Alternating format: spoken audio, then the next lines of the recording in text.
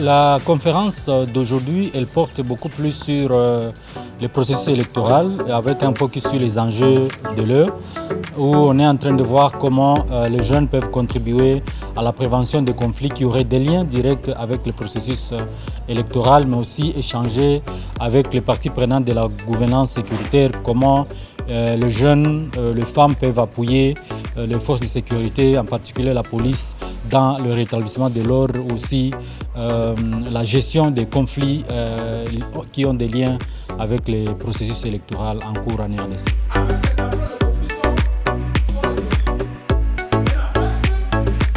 Il était question avec les intervenants de travailler sur la jeunesse pour commencer à leur faire réfléchir d'une manière proactive, de telle sorte que chacun puisse arriver à trouver son compte et sa responsabilité dans les enjeux électoraux. Et la part de la jeunesse, elle est vraiment fondamentale. C'est des acteurs principaux de la violence électorale. Ce sont les jeunes qu'on utilise comme des outils, on les amène ici, on les amène là-bas. Apparemment, ils n'ont pas de point de vue à donner alors que ce n'était pas ça leur rôle.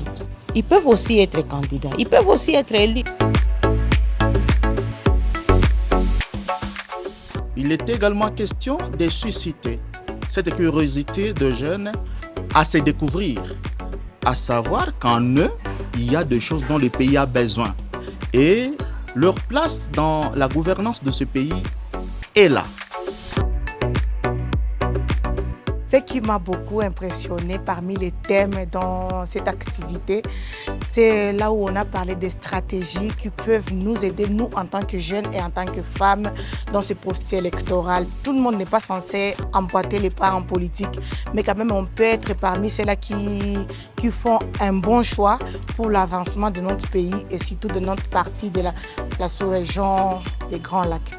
En fait, toutes les thématiques qui ont été décortiquées pendant ces 2 jours d'activité ont été des thématiques tellement indispensables pour l'évolution, que ce soit de tout ce que les jeunes sont en train de prendre comme prise de conscience sur le terrain, notamment la thématique, surtout la partie sécuritaire et la partie également développement. Parce que lorsqu'on a parlé de l'aspect sécuritaire, tous les jeunes ont compris que l'aspect sécuritaire et paix, ce n'est pas seulement une question liée au gouvernement. Échanger autour de la paix, s'avère vraiment très très important, surtout au regard de la situation que nous sommes en train de traverser à l'est de la République démocratique du Congo et plus particulièrement ici chez nous en province du Nord Kivu. Pour faire rencontrer les parties prenantes, que ce soit les jeunes, les politiciens ainsi que les organes de la sécurité. D'abord, c'est pour qu'on crée un lien, des échanges, soit de l'expérience, aussi de donner des informations relatives aux élections, ça c'est un, mais aussi de parler sur les enjeux de la région vis-à-vis à la paix du pays. Alors, mettre ensemble ces 3 couches, ça donne l'idée aussi de la plaidoirie, mais aussi de créer la connexion entre les parties prenantes.